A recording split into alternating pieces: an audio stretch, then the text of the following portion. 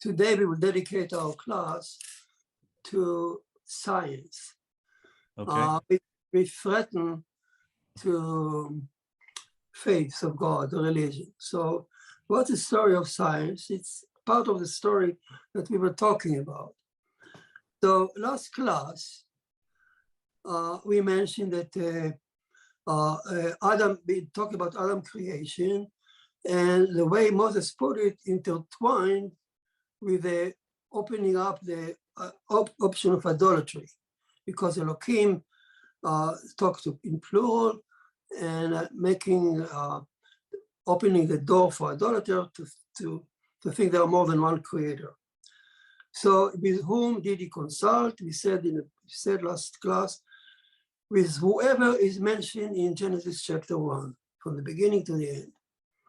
So he consulted each item and made a layer in Adam accordingly. So all these consultations actually gave Adam tremendous gifts, but with the price of opening up the idolatry trial option. So Adam will have to be taught to overcome the attraction of idolatry that he actually put in our mind by those consultations. And now we also mentioned last time, a beautiful metaphor that actually we look how amazingly how Moses in his time presented God here as a CEO, as we would say, CEO of a company building a humanoid.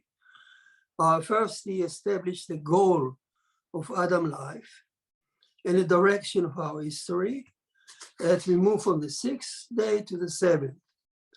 And for establishing that goal, Elohim, we said, consulted with the merciful attribute, YHVH, who rule over the Sabbath, and said to her, let us make Adam in our form and our image.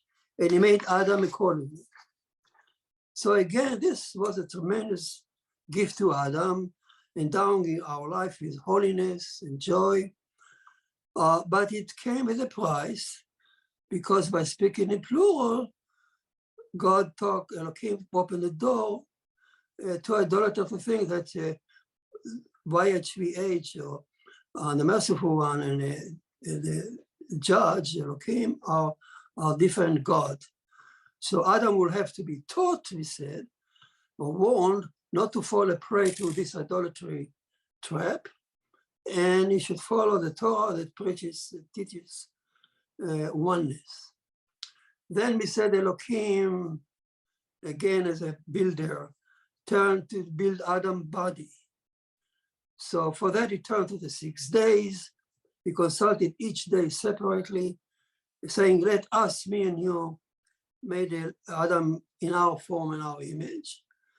And that was a great gift. And we see the evidence of that consultation in the way we said every embryo developing human mother uterus, each one of us passed through all the stages of evolution, exactly like Moses described here. Then, of course, it was a tremendous gift because it made Adam a part of nature.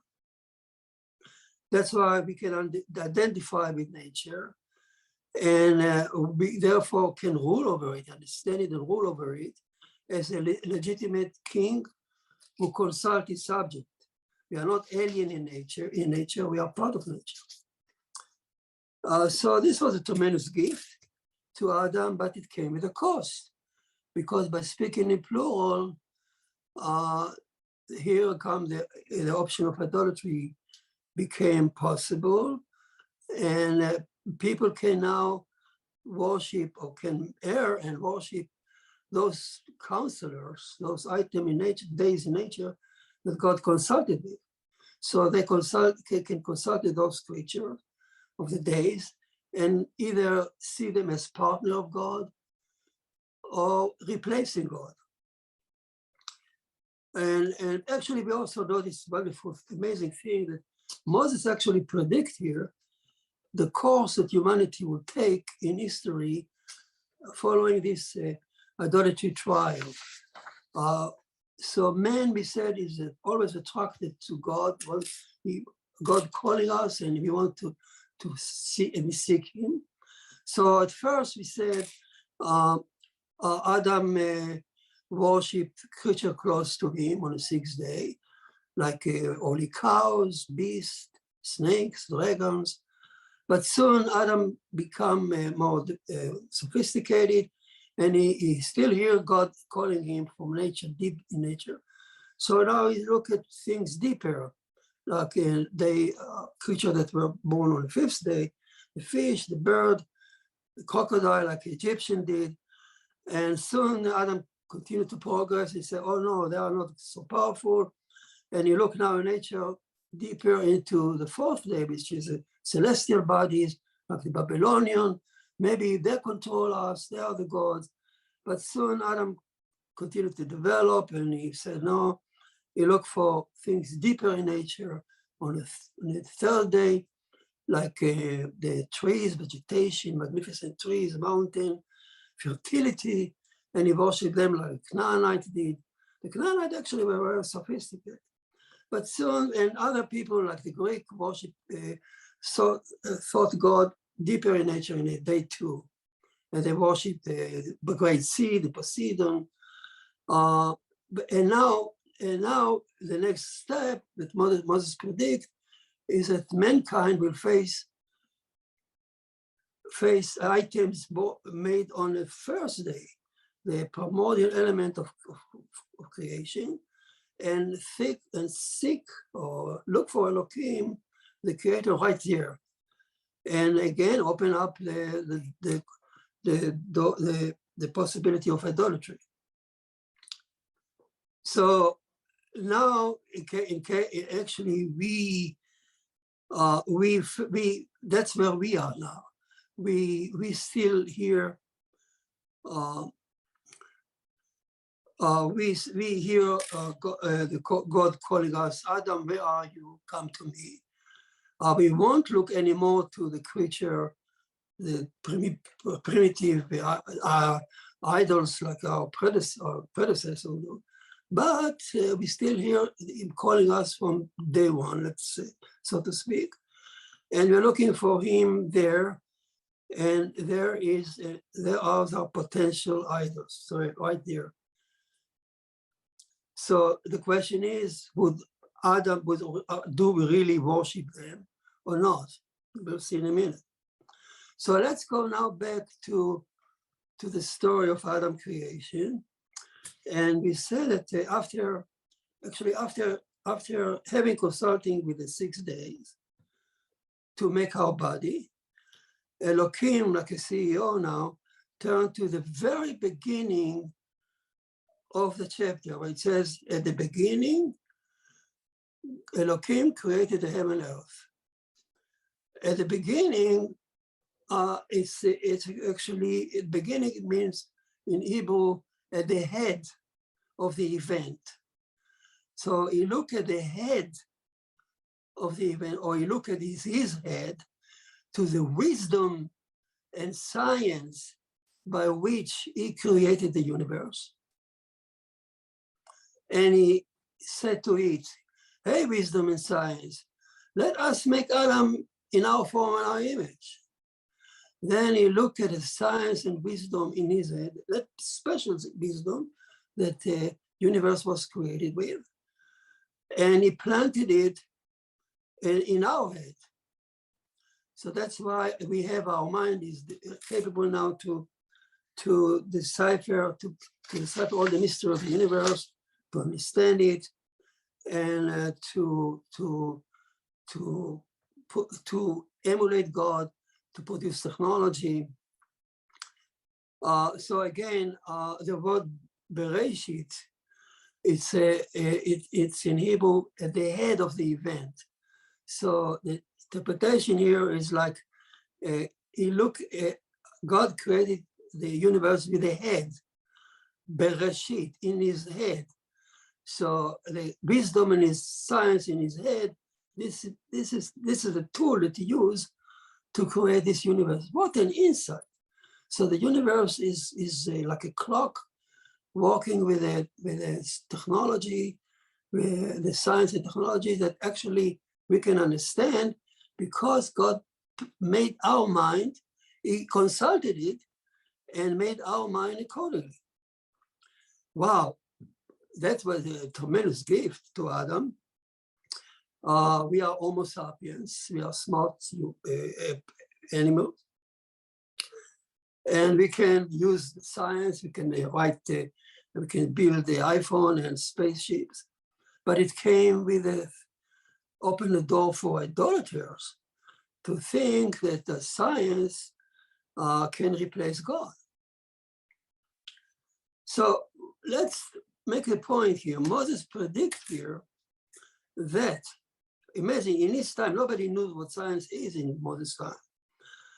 But he predicts that one day when mankind will discover science as we know it today, he didn't know it in his time. So but the moment mankind discovers science, it will turn it will turn a potential threat to religion, to the concept of God, and to hide God from our eyes. So how is it possible? How did it really happen? Let's see our generation.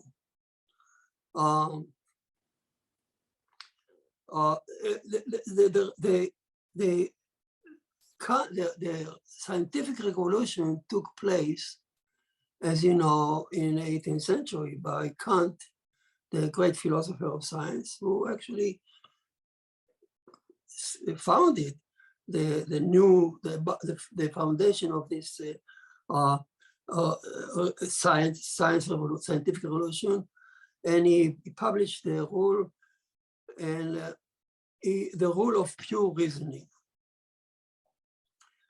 So what was before Kant? Let's make it clear. Before Kant, before the 18th century, people saw God's hand in every event in nature. So, for instance, when you sit under the tree and an apple fall on your head, it is God's hand who did it. If a leaf on a tree moves by the wind, it's a God's hand who did it. If a deadly plague hit your city, it is God's hand who did it. So God was perceived as a necessary intermediator between us and nature. So this is what basically people believe for thousands of years, until many still believe it today, like in Islam. It's a very popular belief, not in Judaism. And Kant in the 18th century change all that perception. And by what? By eliminating God from our observation of nature. Kant set up the rule of what he called rule of pure reason. Actually, he established a new religion, the religion of pure reasoning. And he said, rule number one of Kant, that he said to mankind, have the courage, he said, to follow only your own pure reasoning, and have the courage to reject any dogma or theory that imposed on you by any authority, by priest or teacher or king. So it's also political. So by this rejection of autonomy of the individual and the autonomy of pure reasoning, without actually being aware of it, can't actually fulfill what Moses predicted. That the moment you discover science and scientific method, it will challenge the existence of God, and it will open up their possibility, their idolatry. Not only that, but Kant went on to set up a second rule, what he called the rule of the critic of pure reason. famous critique of purism. The rule that is Kant said that when we observe nature and phenomena in nature, we should consider valid only the theories that can be verified by our senses. We can touch, we can sense, we can see, or only theories that can be measured. We should consider only factor that can be measured by our instrument, directly or by instrument, or item that can be tested by experiment in the lab, or expressed by mathematical equations, or another criteria of the critique. We should consider only theories that can produce new product like technology. Otherwise, it's meaningless. All the other theories, according to Kant, they may be charming and wonderful and appealing and cause you an emotional reaction or whatever.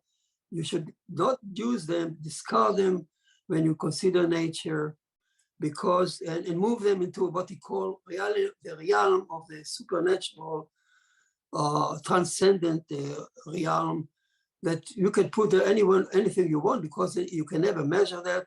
You can never prove it one way or the other. And when you consider items into science, you use only things that you can measure directly, as you said, or understand or express a mathematical formula, and so on. So let's go back to the example of the apple. So when the apple falls on your head, Kant said, don't consider the God hypothesis as a factor, because God cannot be measured, it cannot be tested, it cannot be described by a mathematical formula.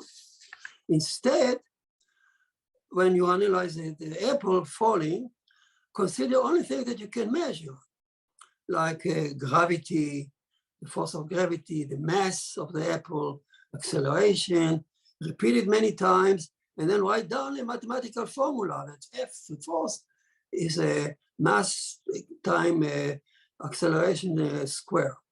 So now you came up, by writing down the formula, you explain not only the apple, but the attraction of the moon to the earth, or the earth around the sun, because this gravitational force is all over. So that's the way science, according to Kant, should go. In a similar way, for instance, moving to biology, so if you face Ebola plague, don't consider supernatural forces, demon or whatever, but direct your energy to find the cause, the real cause, the cause that can be seen by microscope or experimented by put in an experiment, test it, and they can produce, and you can produce medicine to kill it. Consider only those factors. Don't consider any supernatural forces.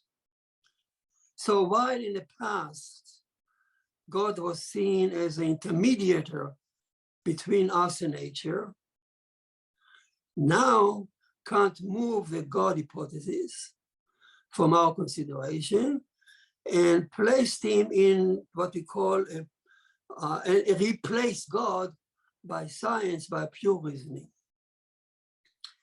Again, by this, Kant actually fulfilled, again, Moses' prediction here that scientific revolution comes with a threat to religion. It will hide God from our eyes. So unknowingly, Kant actually fulfilled what Moses said. So after Kant, we have only man, science, and the nature. God is eliminated. God hypothesis is eliminated. Now, Kant was not satisfied by that, but he moved on actually to remove God also from the morality, because Kant preached that every individual, by the pure reasoning that we are endowed with, natural pure reasons, so every individual is free, have the courage to accept upon himself only moral behavior as you want, as you consider good. What is good? Can't put one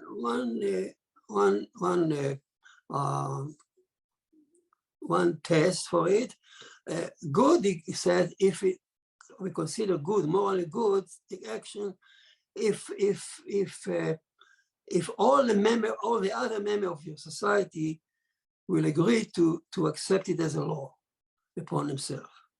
That's good. So again, Kant eliminated God even from morality.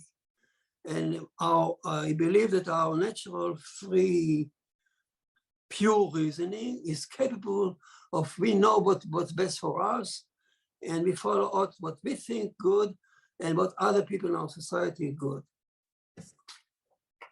So now looking back from our perspective, we know how naive Kant was in that perspective, that relying so much on human morality, natural morality. For instance, I give you an example that really unbelievable.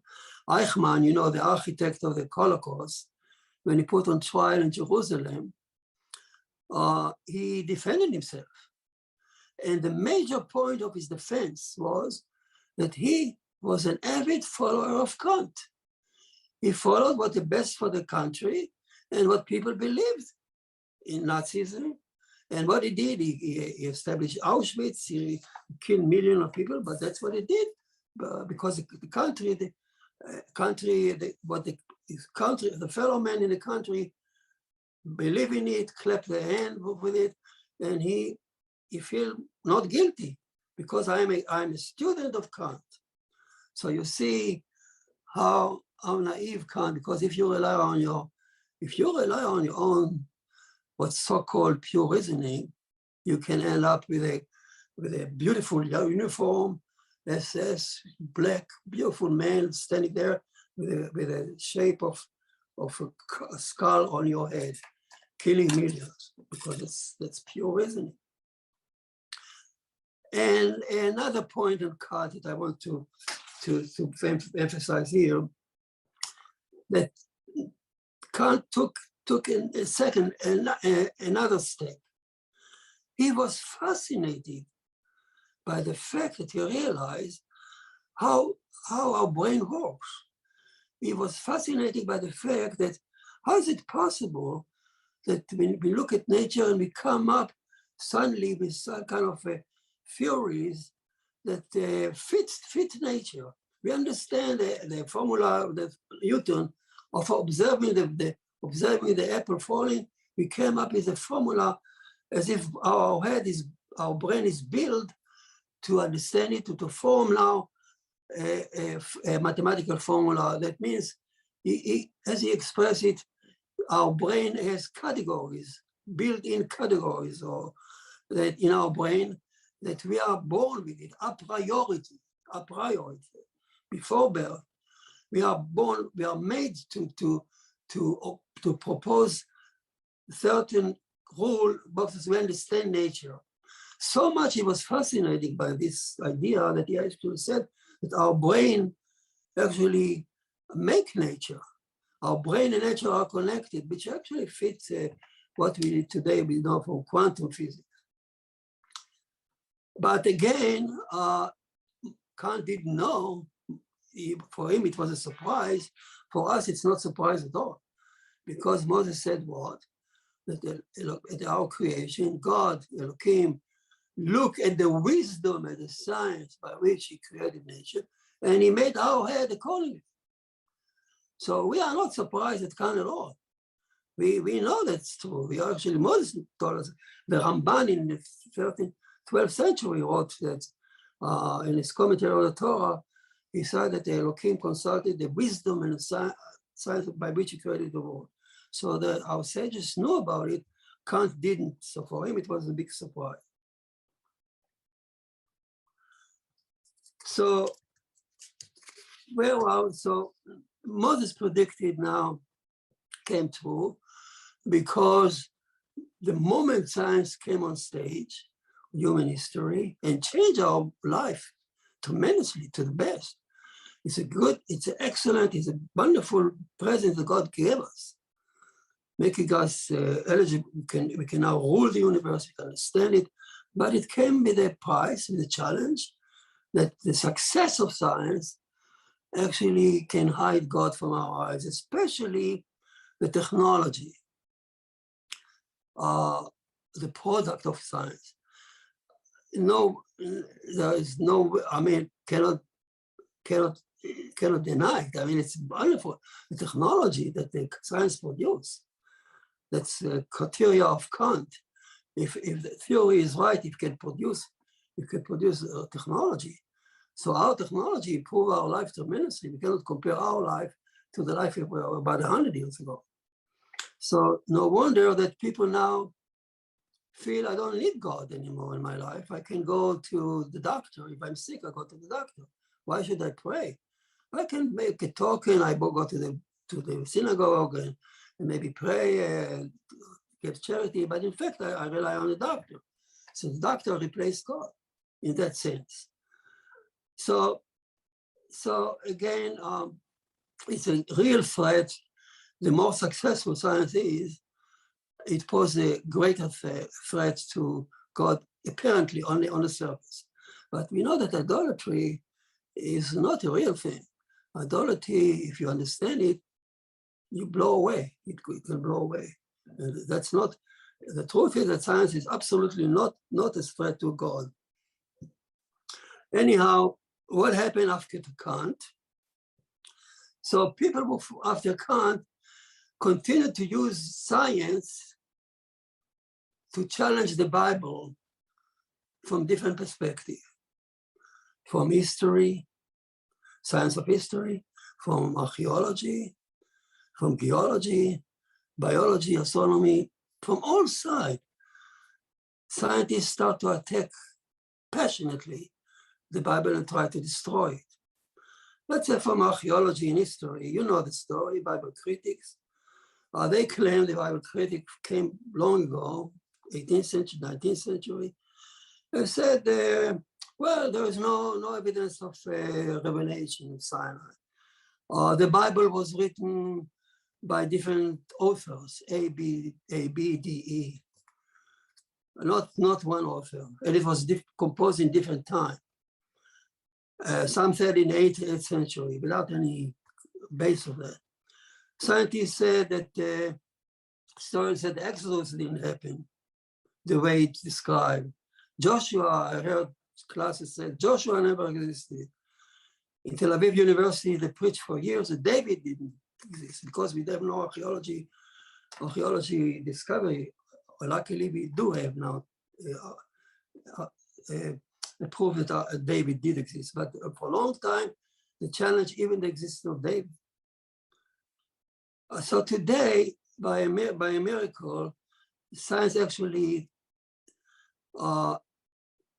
we can use science to prove the other way around. We can use science to prove the fingerprint of God in nature, and of course, the validity of the Bible.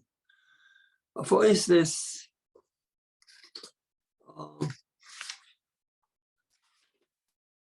about the author, we have now the computer code, the famous computer code.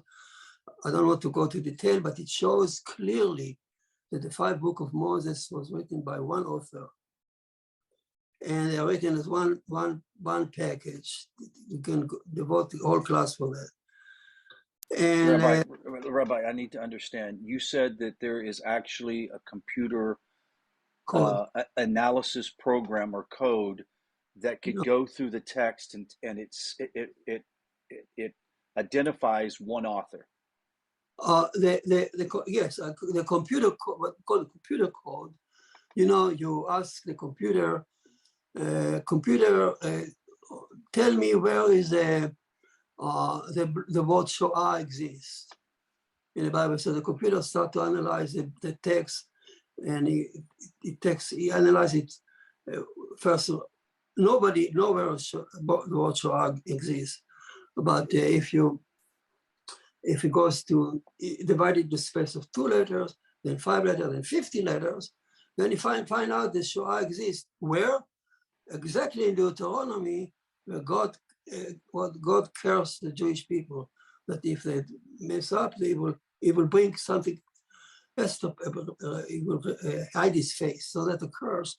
Amazingly, that the word Holocaust, Shoah, appear right there, but in naked eye, you don't see it. You need a computer to see it in from the beginning of, it's amazingly sit on the text from the beginning to the end, 50 letters apart, you see the word Shoah. Or the Torah, I'll give you the beautiful example of one author. The word Torah, you ask the Bible, the computer, tell me where the Torah exists. So I said in book of Genesis, Torah exists again in 50 letters apart. Bereshit, the first staff, then you count 50 letters Vav, count another 50 letters, get Reish, then Hey. So Torah appears in the space of 50 letters, the first one. Then you go to the Exodus, listen to that. You go to the Exodus, then you ask him, where is Torah here? If the computer show, oh, it's here too. Taf, Shmot. The Taf, Vav, Reish, Hey appear in 50 letters in Shmot. And so is in the book of the last two one, Bamidbar and the Varim. So so you have like the first two and the last two with the Torah in it. In the middle, there is no Torah, but it says Yud Hey Vav Hey in a space of 7. Now tell me there is no design here. Right.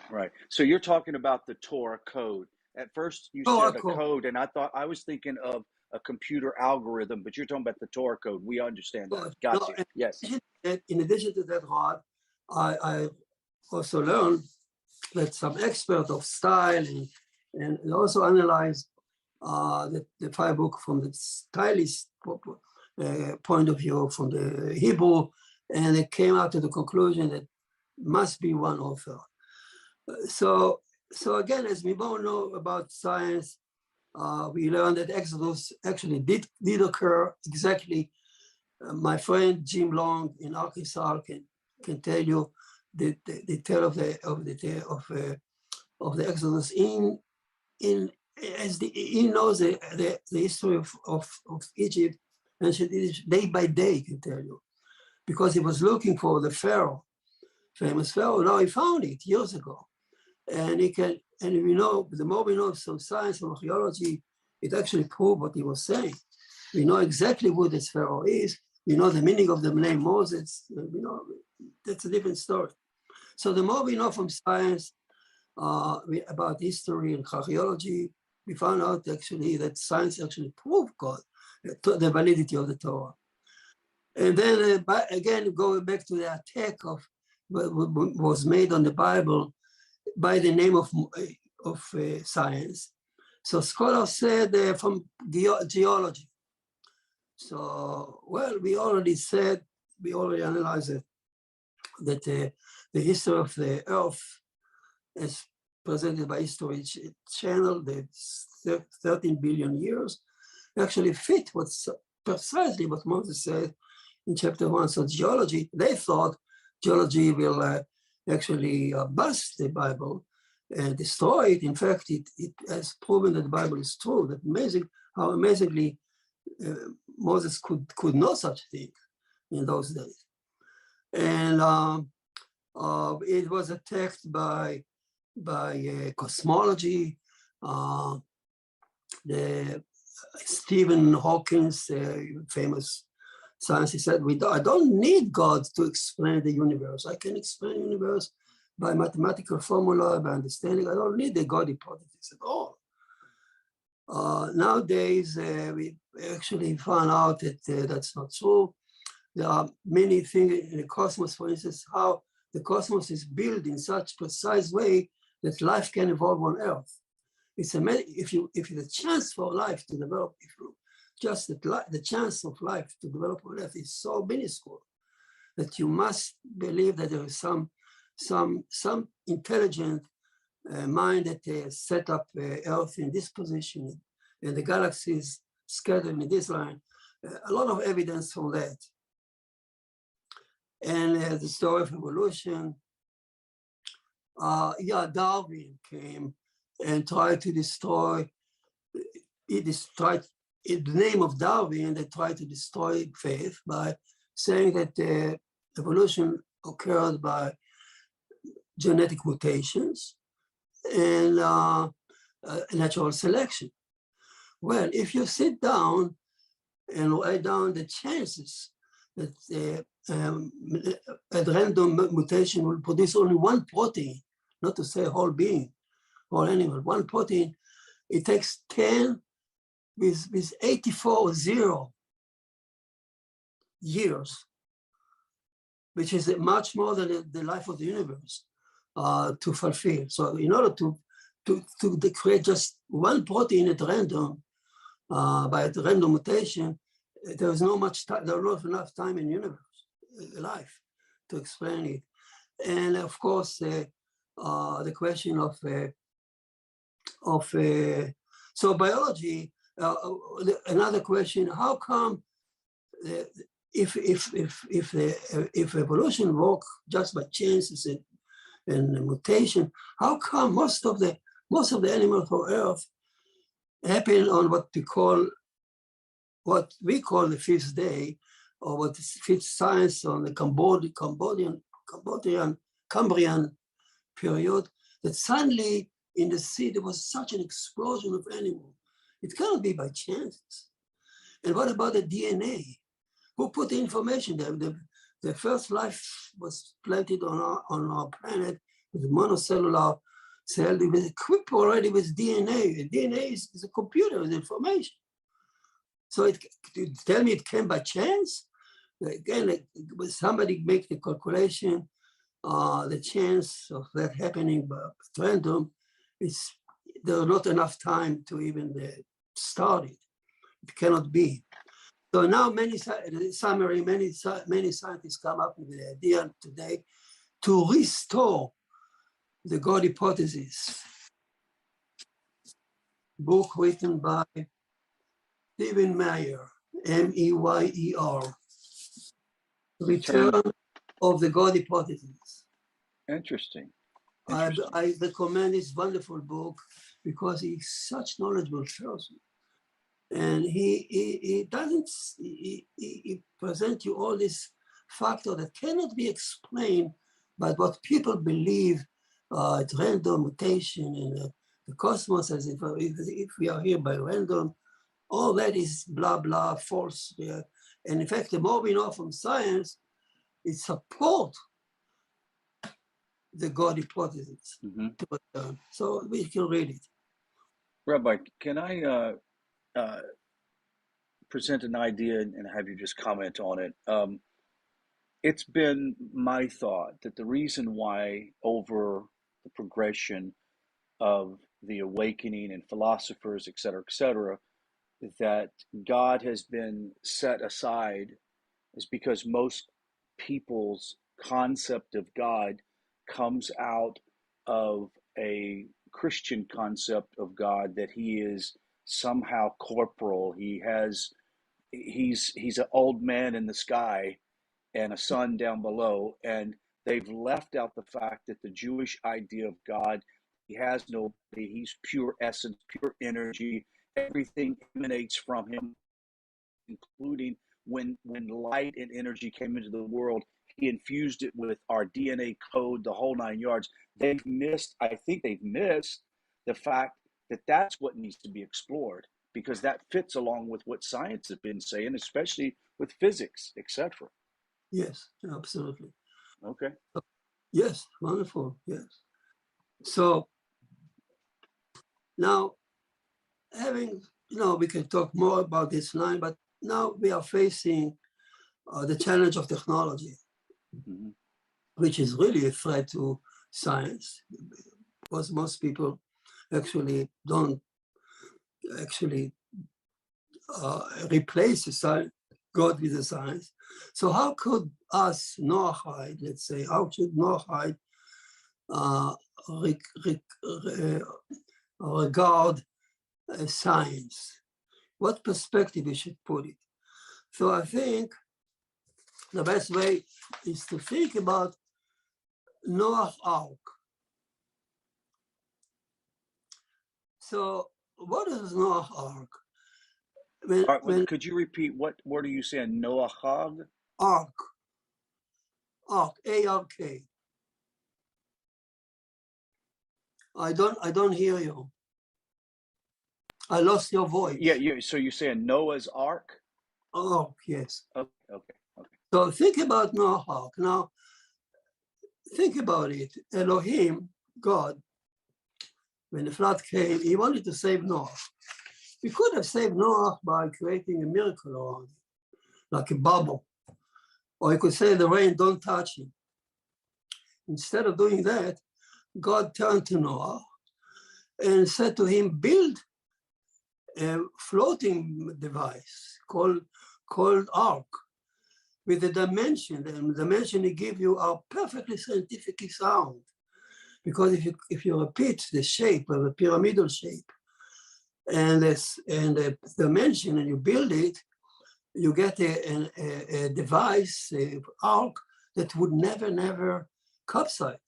The Talmud said that many people tried to do it, and they really found out that they built wonderful ark that cannot be turned over on the water.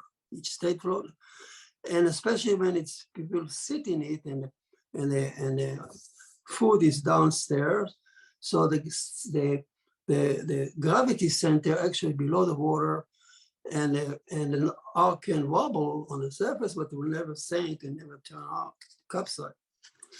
So this metaphor,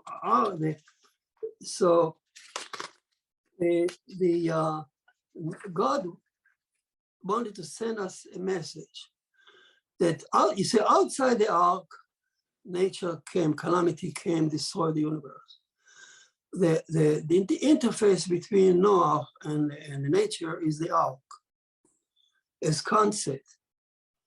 So the science is that Noah ark. We build science to protect us from nature, to help us to use nature, and so on. But inside the ark, as you know from the text there, it was a merciful one. Actually, we closed the door and didn't allow the water to come in. Not only that, but the Midrash says that the light, the warmth, fill the ark inside, and endow peace and joy into joy. Of course, it didn't have any joy when other people dying, but they were under protection of YHWH. Under her, when she ruled over the inside of the ark, the lion or the wolf didn't prey on the sheep. The snake didn't bite the child. And there was a peaceful life there. So here's a metaphor. While we use science as an interface between us and nature, we use the Torah and God to run our inner life, our home, our moral life, which is above nature, has nothing to do with nature. It's from the Torah. So God is our shelter inside the Noah ark in a personal life.